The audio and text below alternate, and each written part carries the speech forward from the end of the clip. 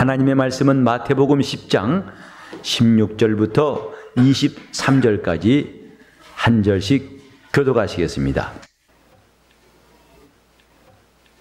보라, 내가 너희를 보냄이 양을 이리 가운데 보냄과 같도다. 그러므로 너희는 뱀같이 지혜롭고 비둘기같이 순결하라. 사람들을 삼가라. 저희가 너희를 공회에 넘겨주겠고 저희 회당에서 채찍질하리라.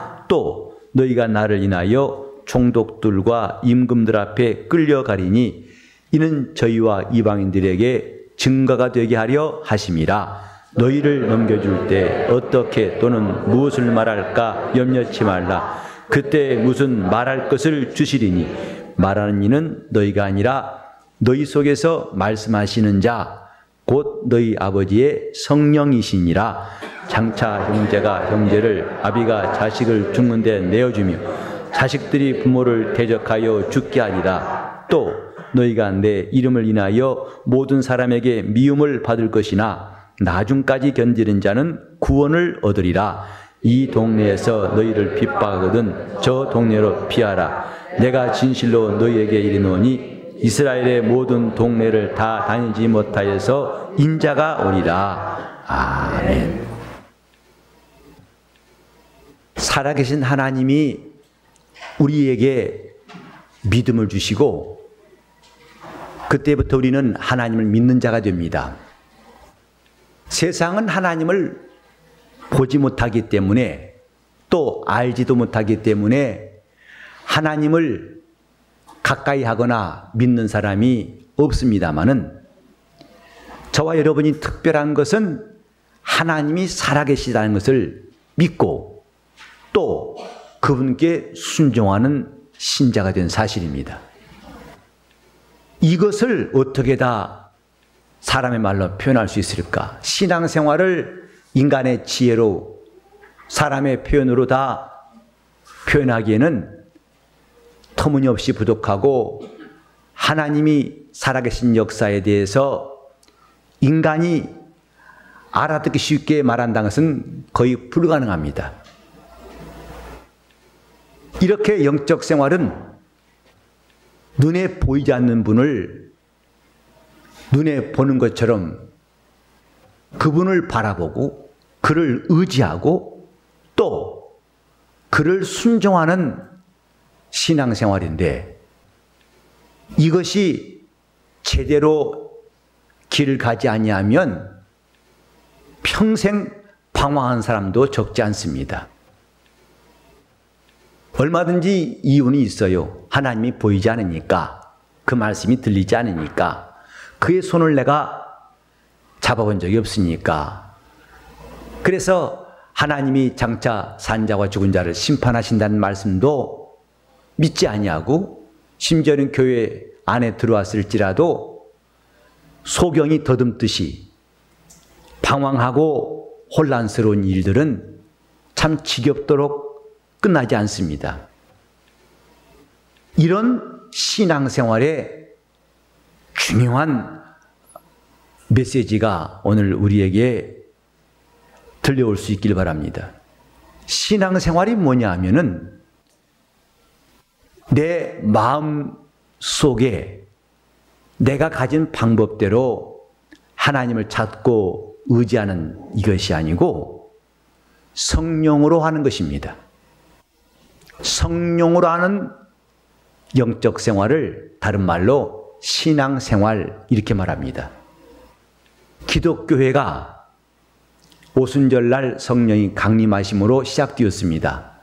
물론 그전에도 이 땅에는 비록 소수이지만 예수를 믿는 자들이 있었습니다. 그 중에 대표가 11제자입니다. 그런데 주님은 그들이 믿는 자이지만은 그들에게 성령을 받을 것이다. 곧 요한복음 7장 37절부터 9절까지 명절 끝날에 주님께서 외쳐서 하신 말씀입니다. 믿는 자는 성령을 받을 것이다. 또 부활하신 다음에 예수께서 나타나셔가지고 제자들에게 성령을 받으라 하고 말씀하셨고, 이제 승천하실 때에는 성령이 임하시면 너희가 권능을 받고 나의 증인 될 것이다. 이렇게 말씀했습니다. 믿는 자들이 있지만은 성령을 받으라 하셨습니다. 예수께서 살아나신 다음에 40일 동안 이 땅에 계심으로써 11 제자는 두 눈을 똑똑히 뜨고 주님이 살아계시고 말씀하시고 함께 거하시고 때로는 조반을 나눠 먹기도 하고 의심할 바가 없는 사실임을 주님도 아셨어요. 그러나 그들에게 성령 받으라 하고 말씀하신 다음에 성령이 임하실 때부터 기독교회가 시작된 겁니다. 이와 같이 우리 신앙생활도 성령 받으면서부터 신앙생활을 비로소 할 수 있습니다. 성령이 믿는 자에게 임하시기까지 하나님의 아들이 고난을 받으시고 부활하신 다음에 하늘에 오르셔서 아버지께 구하시는 그 모든 절차가 완성된 다음에 비로소 믿는 자에게 성령이 임하신 겁니다. 성령이 임하시는 일이 왜 필요한가? 우리는 몇 주간 동안 계속 같은 주제의 말씀을 듣고 있는데, 성령이 우리 믿음을 견고케 하실 때에 우리 믿음은 흔들리지 않습니다. 저와 여러분이 이 땅에 살면서 지난 일주일 동안도 내가 믿음으로 산다는 것이 결코 쉽지 않은 것을 우리는 경험하고 있습니다. 자칫하면 불신자가 되고 타락할 수밖에 없고, 또 우리가 시험에 들 수밖에 없던 수많은 고비들이 있었고 위험한 일이 있었습니다. 하나님이 도우셔서 오늘도 예배하러 나왔지만 어떤 사람은 주일날 예배할 능력이 없고 예배하러 나갈 담력도 없어서 그냥 이 하루를 보낸 사람도 있을 수 있습니다. 이렇게 신앙을 지키는 것이 쉽지 않은 이유는 이 세상에서 공중 권세 잡은 자가 믿는 자들을 핍박하고 믿는 자들을 공격해서 그들의 믿음을 무너뜨리려 하기 때문인 것입니다. 그러므로 성경에 너희 대적 마귀가 우는 사자와 같이 두루 삼킬 자를 찾는다고 말씀했습니다. 믿음을 시험하는 자들, 믿음이 과연 진실이 아니라고 속이고 넘어뜨리려는 원수의 역사는 정말 맹렬하고 쉬지 않습니다. 여러분 귀에 들려오는 소식들, 말들이, 눈에 보이는 것들이 한 주간 동안 보면 거의 99.9%가 불신앙에 관한 내용들입니다. 하나님을 잊어버리게 만들고 하나님과 멀어지게 만들고 그나마 있던 믿음까지도 넘어뜨리는, 우리 귀에 어느새 불신앙에 세뇌되어 있는 상태에서 믿음을 지킨다는 것이 거의 기적에 가깝습니다.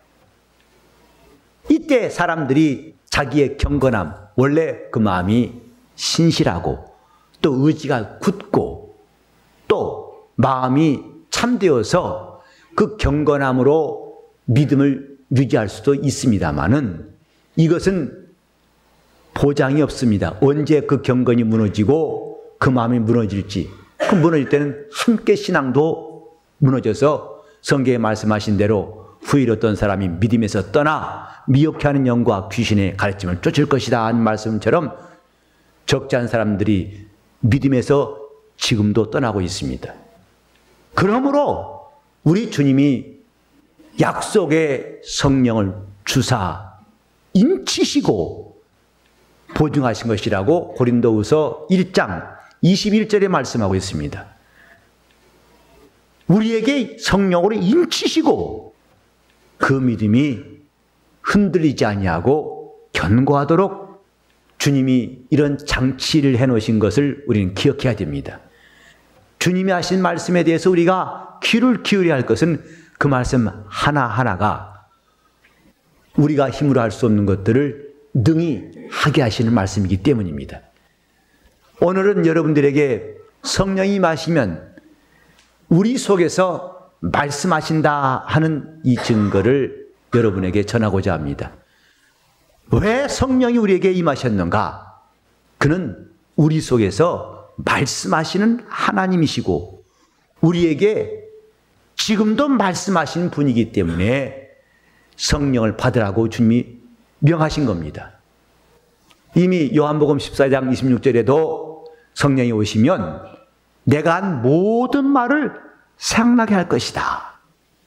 모든 것을 가르치실 것이다. 라고 주님이 말씀하셨습니다. 우리가 하나님 말씀을 기억하는 시간은 참 짧습니다. 핸드폰 배터리보다 더 짧아가지고 그 말씀을 들었지만 금방 잊어버리고 또 지난 1월에 우리 성경 통독을 했습니다마는 마음 먹고 이틀 동안 성경을 열심히 읽었지만은 읽은 다음에 어느새 그 많은 성경 내용이 다 깨끗이 지워지고 기억나지 않는 걸 보게 될 것입니다. 이렇게 우리가 하나님 말씀을 생각하려고 해도 잘 기억나지 아니하고 주님 하신 말씀을 들었지만은 그걸 깨닫지 못하는 것은 그분이 가르치심이 필요하기 때문인 것입니다. 하나님 말씀을 우리에게 들려주시지만 듣지도 못하고 들었지만은 깨닫지도 못하고 깨달았지만은 그걸 믿지도 못하고 믿었지만은 행치도 못하는 우리 속에는 약점투성이 하나님과 사귐에 있어서는 너무나 많은 약점들이 있습니다. 그래서 주님은 성령을 받으라고 하신 것이고 성령이 임하시면 그가 우리 속에서 말씀하시는 분이라는 것을 이 본문에도 주님께서 기록하셨어요. 자, 본문의 내용을 잠깐 보면은 주님께서 너희를 보내는 것이 마치 양을 이리 가운데 보낸 것 같다. 이리떼 속에 들어간 양은 살아날 방법이 없습니다. 지난주에 말씀드렸지만은 양은 공격하거나 자기를 보호할 능력이 없어요. 그래 해치는 자 앞에서는 속숨을 챙긴 것이 양의 특성입니다. 양은 이빨이 있지만 물어뜯지 못하는 거 아십니까? 이리도 늑대도 호랑이도 심지어는 개도 물어뜯을 줄 압니다. 그러나 양은 그 이로 물어뜯지를 못해요. 그래서 늑탈하러 온 자에게 일방적으로 당할 수밖에 없고 반드시 지켜주는 자가 있어야 되는데 그 양이 홀로 이리떼 가운데 갔다는 것은 살아날 가망이 없는 겁니다. 그러므로 너희는 비둘기처럼 순결하고 뱀처럼 지혜로우라. 너희들을 틈만 나면은 사람들이 잡아다가 공회에 넘겨주겠으니까 사람들을 조심하라. 이때 우리 마음속에 과연 믿음을 고백할 담력이 있을까? 나는 그래도 하나님의 아들 예수를 믿고 그분은 나의 주님이시라고 말할 담력이 있을까? 더더욱이 그 말로 남들을 믿게 할 수 있을까? 이것은 참으로 가능성이 희박한 이야기입니다. 여러분이 뉴스를 통해 접하시겠습니다만 IS라는 사람들이 얼마나 잔인하고 특히 기독교에 대해서는 적대적입니다. 그들은 예수 믿다면은 방법 가리지 않냐고 핍박하되 죽이는 일을 어렵지 않게 하고 있어요. 과연 그런 사나운 이리떼 앞에서 내가 할 말을 할 수 있을까? 내가 그때 살려달라고 목숨을 구걸하는 것이 아니라 하나님이 내게 하신 일을 담대히 말할 수 있을까? 교회 안에 보면 은혜 받은 사람이 많습니다. 그런데 그 받은 은혜를 말한 사람은 별로 없어요. 주님께서 나에게 은혜 베푸시고 병도 낫게 하셨지만은 간증한 사람은 그리 많지 않습니다. 왠지 아십니까? 이 말할 때 담력이 필요한데 담력이 없어요. 그렇게 말하다가 내가 창피당하지 않을까? 또 남들 나 비웃지 않을까? 해서 스스로가 다 삼켜버리고 또 예수를 믿는다는 이 담대한 고백을 그들이 하기에는 턱없이 우리 환경은 어지럽고 위협적입니다. 그런데 주님이 말씀하신 것은 너희가 공회에 끌려가고 총독들과 임금들 앞에 끌려갈 때에 어떻게 무슨 말 할 것인가 염려하지 말라. 무슨 말 할 것인가 염려하지 말라. 그때 성령께서 말할 것을 주실 것이다. 너희 마음을 강하고 담대하게 하사 내 용기로 할 수 없는 그 말을 성령께서 주실 것이다. 그때 말하는 이는 너희가 아니라 너희 속에서 말씀하시는 자 아버지의 성령이시니라. 이렇게 주님이 약속하신 말씀을 우리는 읽었습니다. 우리 안에서 말씀하신 분이 계시기 때문에 담대한 증인도 될 수가 있고 내가 하나님의 말씀을 전할 수가 있는 겁니다. 설교는 사람의 지혜로 하는 것이 아닌 줄 다 아실 겁니다. 사람의 담대함, 사람의 말주변으로 하는 것이 아닌 것을 여러분은 많은 간증을 통해 아실 것입니다. 하나님의 말씀을 하는 것은 사람의 기운으로 할 수가 없습니다. 그래서 이건 전혀 하나님이 말씀하신 그것을 가지고 말할 수 있도록 우리에게 주님이 길을 예비하신 거예요. 말하는 이는 너희가 아니라 너희 속에서 말씀하시는 자 아버지의 성령이시니라.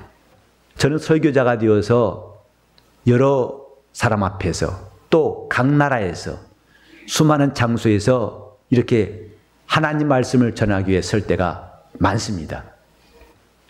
그때마다 내 마음속에 이 마태복음 10장 19절과 20절의 말씀을 항상 떠올려요.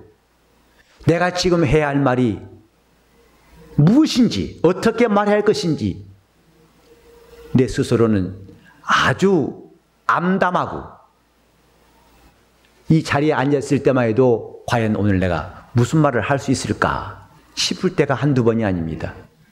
그러나 신기한 것은 단에 올라와서 말씀을 전하는 그 순간부터 하나님께서 나에게 주시는 그 말씀을 가지고 1시간, 2시간, 어떤 때는 4시간 동안 계속 하루에 8시간 이상씩 말씀을 가르친 일들도 지금까지 진행해 왔어요. 그때 제 마음의 탐욕이 뭐냐면 말하는 일은 내가 아니요 내 속에 계신 아버지의 성령이시니라. 그가 말할 것을 주시리니 저는 이 말씀에 큰 감동받았어요. 저도 처음에 설교할 때에 보통 사람이 그렇듯이 설교가 제대로 안 되고 헤맸던 일이 적지 않았습니다. 속된 말로 죽순 일이 적지 않았어요. 죽도 종류가 많습니다. 팥죽, 식은 죽, 된 죽, 묽은 죽. 그 설교할 때에 그 느낌을 알아요. 대략 설교 시작해서 한 10분 정도 되면은 오늘 설교가 제대로 갈 것인지 아니면 헤맬 것인지 대충 전망이 보입니다. 한번 끈 풀어진 연마냥 딱 놓쳐버리면 그때부터는 아무리 제대로 잡으려 해도 잡혀지질 않아요. 그때 황당함, 그때는 앞에 사람도 있지만 안 보이고 뿌였습니다. 그 호흡은 가빠지고 당황을 거듭해서 나중에는 어찌할 바를 몰라. 내가 봐도 말도 안 되는 소리 하고 있더라고요. 그런 경험을 할 때마다 주여 내가 헤매지 않게 해달라는 기도가 저절로 나와요. 얼마나 헤매봤으면 주여 나 좀 제발 쭉 새길로 안 빠지고 쭉 빠지듯이 이렇게 제대로 한번 좀 설교해달라고. 근데 어느 날 이 성경 말씀인데 이 말씀이 내게 아주 큰 소리로 마음이 울려왔어요. 성령께서 말할 걸 주시리라. 우리가 어린아이들 성장하는 모습 보면은 처음부터 제 말한 사람 없습니다. 옹알이 할 때까지도 한참 걸려요. 옹알이만 합니까? 그 다음에 엄마 아빠란 말 할 때까지도 한참 걸리고. 근데 엄마 아빠를 할지라도 이제 자기가 마땅히 해야 할 말, 어떤 분이 와 선물을 주고 할 때에 덥석 받거나 말지 그때 감사합니다. 이런 말한 것도 처음에 스스로 한 사람 아무도 없어요. 그때 엄마가 말을 넣어줘요. 입에다가 야 아무개야 선물 감사합니다고 말씀드려야지. 그러면 감사합니다 하고 그 말을 그대로 받아가지고 말하게 돼요. 어린 나이가 연구해서 한 말이 아니라 어머니가 그 말을 입에 넣어주니까 그 말을 그대로 하게 된다 이 말이죠. 이 본문의 말씀을 쉽게 말하면 그런 뜻이에요. 성령께서 말할 걸 주시리니 내가 할 말이 무엇인가를 그분이 주시리니 말하는 이는 너희가 아니라 너희 속에 계신 아버지의 성령이시니라. 제가 이 말씀을 듣고 나서 박수를 칠 수밖에 없어요. 야, 그렇구나. 그래서 그때부터 제 기도를 바꿨어요. 헤매지 않게 도와 주시옵소서가 아니라 주여 내게 말할 것을 주시옵소서. 내게 말씀하신 분이 계시니 내게 말할 걸 주시옵소서. 저는 그때부터 수십 년 동안 이 기도를 계속 지금도 하고 있어요. 말씀을 저는 설 때마다 주여 오늘도 이 자리에서 말할 것을 주시옵소서. 내가 무슨 말할지 나는 알지 못하기 때문에 주님을 의지하는데 주님은 말할 것을 주시는 분이라. 그래서 담대히 자리에 서는 것도 내 입에 말을 넣어주신 분이 계시기 때문이라 이 말입니다. 저는 이런 간증들은 지금까지 수를 셀 수가 없어요. 내게 말할 걸 주신다. 이 놀라운 사실을 경험한 다음부터는 전 세계 어디를 가더라도 어떤 사람들 앞에 서더라도 마음의 담대함을 갖게 됩니다. 이것은 근데 저 한 사람에게만 국한된 경험이 아니고 주님의 말씀은 어느 특정한 개인에게만 주신 것이 아니라 모든 믿는 자들에게 하신 말씀이라는 것을 기억해야 됩니다. 과연 우리 속에 말씀을 하신 분이 계심을 아는가? 성령 받았냐 물어볼 때에 나는 방언하기 때문에 받은 것 같습니다. 이런 사람도 있습니다만 그 정도가 아니라 한 발 더 나가서 우린 더 나가서 성령이 내 안에 계시면 내게 말할 것을 주신다는 사실을 확실히 알아야 됩니다. 성령은 믿는 자 속에서 말할 것을 주시는 하나님이에요. 그래서 요한계시록 2장과 3장에도 7번이나 귀 있는 자는 성령이 교회들에게 하신 말씀을 들을지어다 이렇게 말씀했어요.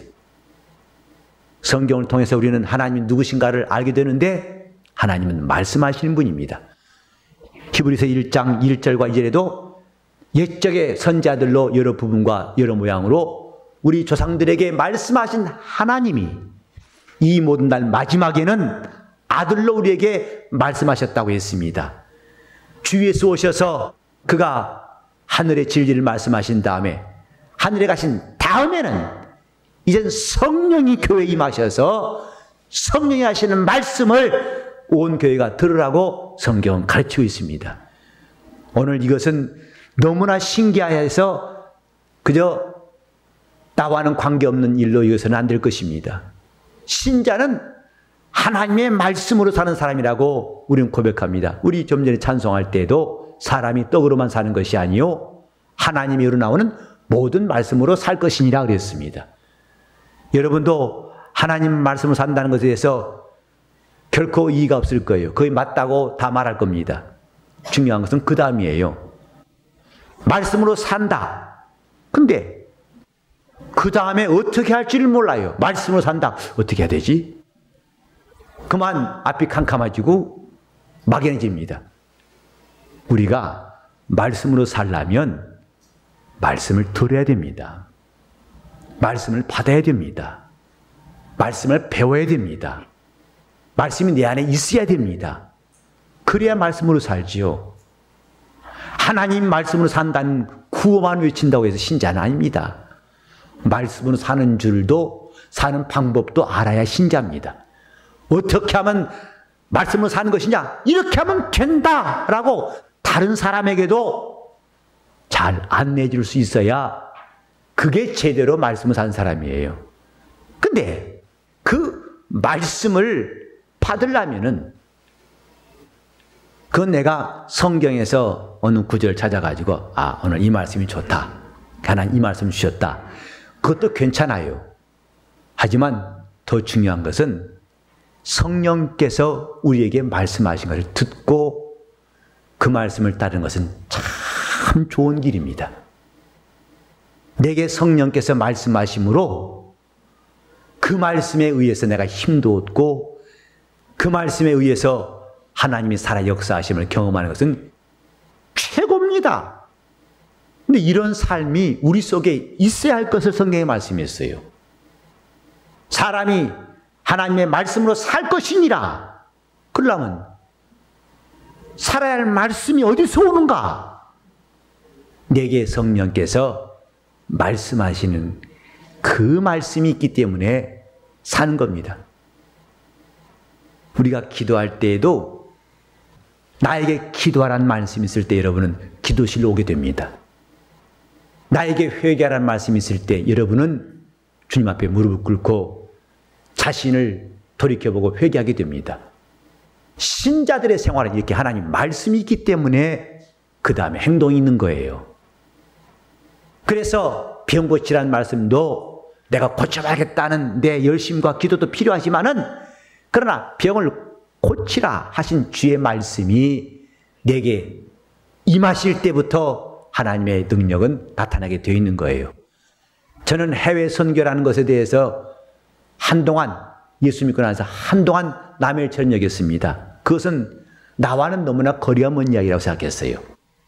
그러나 어느 날 더 이상 마가복음 16장 15절에 너희는 온 천하에 다니며 만민에게 복음을 전파하라. 또 마태복음 28장 19절에 너희는 가서 모든 족속으로 제자를 삼아 아버지와 아들과 성령의 이름으로 침례를 주고 내가 내게 분부한 모든 것을 가르쳐 지키게 하라. 그 말씀이 저에게 들려왔어요. 그래서 그때부터 저는 이것이 내 사명이구나. 하나님 나에게 일을 시키시는구나 하고 확신하게 되었고 그때부터 순종하게 되었습니다. 늘 보던 말씀이에요. 그러나 어느 날 그 말씀이 나에게 큰 감동으로 북소리처럼 들려오고 이것이 주님이 얘기 하신 말씀이라는 확실한 증거를 갖게 되었습니다. 그 말씀이 있기 때문에 움직이는 겁니다. 나더러 여러 사람이 이렇게 하시오 이렇게 하시오보다도 하나님 말씀이 들려오면 그때부터 움직이게 됩니다. 이런 말씀을 오늘 우리 속에서 말씀하신 이가 성령이에요. 자, 어린 제가 하면 성령은 그러면 우리 속에서 말씀하시는 분이다 이렇게 합시다. 성령은 저 산에 가 산기도 하면서 거기서 하나님 말씀 들으려 하지 마세요. 성령은 기도원에서 말씀하신 분이 아니고 주님 말씀대로 우리 속에서 말씀하신 분이에요. 그분이 말씀하신다면 우리 기억력으로도 감당할 수 없는 말씀의 생생함과 분명한 역사를 경험할 것입니다. 그분이 말씀하신다면 주가 말씀하신 것이 더 이상 애매하고 모호한 게 아니라 확실하게 깨달을 겁니다. 그분이 가르치시니까 어떤 신학자가 가르친 것보다 더 확실하게 그 말씀을 박수가 나올 만큼 깨달아지고 확실해진다 이 말이에요. 저는 남자가 부모를 떠나 아내와 합하여 둘이 한 몸을 이룰지로다. 둘이 한 몸이라 하신 그 말씀을 깨닫는 순간을 지금도 선명하게 기억하고 있어요. 둘이 한 몸이다. 여러분 그 말씀을 쉽게 이야기가 좀 기대하기 어렵습니다. 둘이 한 몸이다. 무슨 뜻인지 믿습니다 해놓고도 딴 보면 그게 왜 그러냐 하고 금방 또 갸우뚱이죠. 저는 그 말씀을 결혼 주례하다가 그 말씀을 깨닫게 되었어요. 아하, 그 말씀은 두 인격이 한 인격 된단 말이 아니고 각각의 인격인데 나눌 수 없겠다는 뜻이구나. 나누지 못하기 때문에 하나구나. 사람들은 자꾸 숫자로 만들어요. 1 플러스 1은 1이다. 이런 말도 안 되는 게 어디 있습니까? 엉터리죠. 이해가 안 되죠. 그러나 그때 깨닫게 하신 것은 나눌 수 없다. 머리와 몸은 나눌 수 없으니까 한 몸이다. 그래서 그때부터 삼위 하나님이 한 분이신 것도 깨달아지고 교회와 그리스도가 하나라는 것도 깨달아지고 마치 전기통하듯이 쫙 뻗어나가면서 하나님 말씀이 깨달아질 때 얼마나 그때 기뻤는지 몰라요. 성령께서 우리 속에서 말씀하시고 가르치신다는 사실을 우리는 기억해야 됩니다. 그래서 그분이 주시는 말씀으로 살 때 능력이 있고 그 삶 속에 생명이 있습니다. 여러분 사도행전 보면 그 스게와 제사장의 아들들이 바울이 하는 걸 흉내낸 것 장면 보셨죠? 바울이 사방에 역사하면서 귀신을 나가라고 명하니까 다 떠나갑니다. 이 사람들도 한번 시험 삼아서 야, 내가 바울이 빙자하는 예수 이름을 명한다. 나와라. 했더니 귀신이 나오긴 나왔어요. 근데 그 귀신 한 말이 내가 바울도 알고 예수도 아는데 너는 누구냐 하고 달려들어가지고 옷을 벗겨버렸다고 그랬어요. 누구 말은 귀신이 순종하는데 누구 말은 듣지 않는가? 물론 믿음이 없이 한 말은 소용이 없다 라고도 할 수 있습니다. 그러나 바울이 한 말은 성령께서 감동하셔서 주신 믿음의 언어입니다. 여러분도 믿음의 언어를 사용한다면 하나님의 역사를 경험할 수가 있어요. 남이 한 말을 흉내내면 아무 소용이 없습니다. 신앙생활은 하나님의 능력을 경험하는 생활인데 그 능력을 경험하는 좋은 것 중에 하나가 뭐냐면 믿음의 언어예요. 신앙의 언어. 그래서 신앙의 언어는 하나님이 함께 역사하시는 많은 간증들이 있어요. 어떤 사람은 믿음의 언어란 말을 오해해가지고 그냥 무조건 아파도 안 아프다고 하고 힘들어도 힘 안 들어요. 그래서 집회를 오랫동안 한 다음에 점심이 때가 지나서 배고프시죠? 배 안 고파요. 근데 얼굴에는 배고픔 써있는데 어떻게 할 때요? 그건 고행하는 겁니다. 그건 믿음의 언어가 아니라 고행하는 겁니다. 아프세요? 안 아파요. 인상에는 아픔 써있는데 뭐 안 아프다는 것이라. 그 말을 듣는 사람 마음이 오히려 참 마음이 불편해요. 차라리 아프다고 하지. 아픈데도 안 아파요. 그건 신앙의 언어가 아닙니다. 오기지. 믿음의 언어란 말은 내가 고의로 부정하는 말이 아니라 주님의 말씀을 그대로 시인하는 게 믿음의 언어예요. 그 말씀 앞에서 내가 그대로 시인하는 말. 그건 성령이 우리를 감동하시고 말씀하실 때에 그 믿음의 언어를 말할 수 있어요. 오늘 여러분 가운데 신앙의 언어가 있다면 기도도 신앙의 언어인데 하나님은 그 기도에 응답하시고 역사하실 것입니다. 몇 분 동안 기도하느냐가 아니라 신앙의 언어로 기도하는 게 중요하다 이 말이에요. 얼마나 멋있게 기도하느냐가 아니라 신앙의 언어로 기도하라 이 말입니다. 그러면 하나님 그 기도에 응답을 주시고 우리와 함께 하신 것을 경험할 수 있어요. 이런 신앙의 언어도 성령이 우리에게 하시는 말씀을 그대로 옮기는 것이다. 이게 신앙의 언어예요. 성령이 하시는 말씀을 그대로 옮기는 사람. 그대로 옮기는 사람. 여러분 삶에는 이렇게 할 때 놀라운 변화가 확실히 찾아올 겁니다. 신앙의 언어가 필요합니다. 그건 성령께서 되게 감동하셔서 주시는 말씀을 그대로 시인할 때 우리 삶에는 변화가 오고 여러분 우리 교회는 놀라운 변화가 사방에서 일어날 겁니다. 하나님 말씀은 천지 만물도 듣고 복종하는 말씀이라고 성경은 가르칩니다. 오늘 그 말씀을 그대로 우리에게 드러내신 이가 성령이세요. 예수가 하신 말씀을 그대로 우리에게 전하시고 듣게 하시고 말하게 하신 분이 성령이십니다.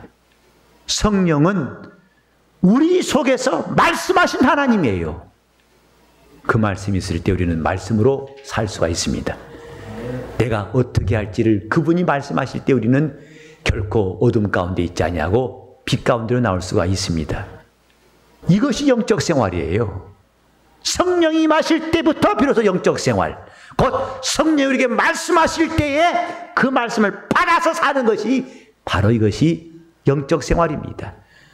내 이론이 더 이상 앞설 수가 없고 내 생각이 앞설 수가 없어서 오직 그분이 하시는 말씀을 앞세운 사람들은 날마다 승리가 있습니다.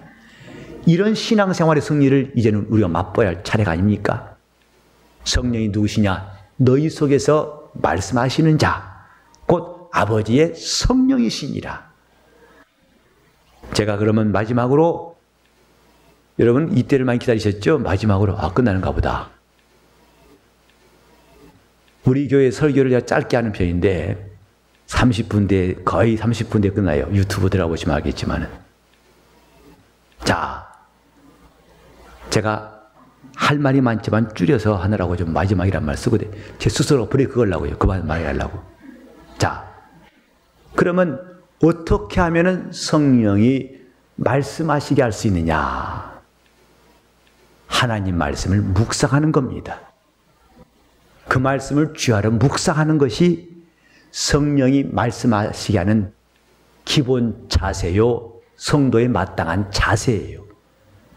여러분이 그 말씀을 듣고자 하는 자세는 하나님 말씀을 즐거워하여 쥐하러 묵상할 때, 여러분 입술에서 그 말씀이 떠나지 않고 그 말씀을 쥐하러 묵상할 때 하나님은 여러분이 말씀에 집중하고 말씀에 경청하는 사람이라고 인정하실 것입니다. 우린 사람과 대화할 때에도 상대방이 내 말에 귀를 기울이면 더 말하고 싶지요. 근데 말하면서 전화 받고 딴짓하면은 말하고 싶은 마음이 안 생기지요. 우리가 주의 말씀을 경청하는 기본 자세가 뭐냐? 시편 1편 2절에 나오는 것처럼 여호와의 말씀을 즐거워하여 주야로 그 말씀을 묵상하는 자로다. 비록 그 말씀이 내 입에서는 아직 안 돌아도 계속 그 말씀을 읽고 그 말씀을 사모하고 그 말씀을 사모하되 정금같이 더 사모할 말씀으로 사모하고, 그래서 그 말씀을 내가 듣고자 하나이다는 구체적인 행동이 하나님 말씀을 묵상하는 겁니다. 저는 우리 교회에서 앞으로 이런 일들이 각 가게 심령과 가정마다 셀마다 우죽순처럼 일어났으면 좋겠어요. 하나님 말씀을 사모하고 묵상하는 사람들이 점점 많이 나올 수 있도록. 그 말씀이 더 이상 글자가 아니라 소리가 아니라 여러분 속에 주님이 하신 말씀으로 들려오는 날이 속 임할 수 있기 바랍니다. 이 영적 생활입니다.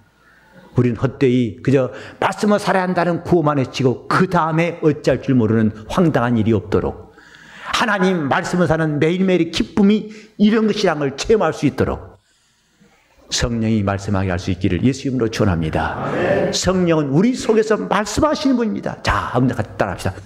성령으로 내게 말씀하소서. 성령으로 내게 말씀하소서. 저는 빌립보서 4장 6절의 말씀, 아무것도 염려하지 말고 모든 일에 기도와 간구로 너희 구할 것을 감사함으로 아뢰라 하신 그 말씀, 제가 많은 사람의 설교도 하고 또 제가 종종 묵상하는 말씀인데, 저는 어느 날 그 말씀이 제게 더 이상 글자가 아니고 천둥소리처럼, 내 큰 북소리처럼 아무것도 염려하지 말고 라고 제 마음에 들려왔던 것을 기억합니다. 21년 전에 1994년도에 12월에 경험한 일인데, 정말 그때 염려할 수밖에 없는, 대수술을 앞두고, 가족이 대수술을 앞두고 누구나 근심하고 염려할 수밖에 없는 상황. 뇌수술을 하는데 그 수술을 했던 옆에 사람 들어보니까 좋은 소식은 거의 없어요. 뭐 뇌가 쑥 들어갔다는 등, 그 핀세트를 넣고 뽑지 않고 꼬맸다는 등, 얼마나 불안한 말만 듣는지. 그리고 그 뇌의 정중앙의 종양인데 그걸 끄집어내기가 어렵다고 의사도 걱정하는 그런 대수술이었어요. 근데 하나님께서 그때 수술 막 쓸 때 들어가신 다음에 바로 그 다음에 제 마음속에 아무것도 염려하지 말고라는 말씀이 내 안에 들려오는데 정말 신기하게도 염려가 말끔히 사라졌어요.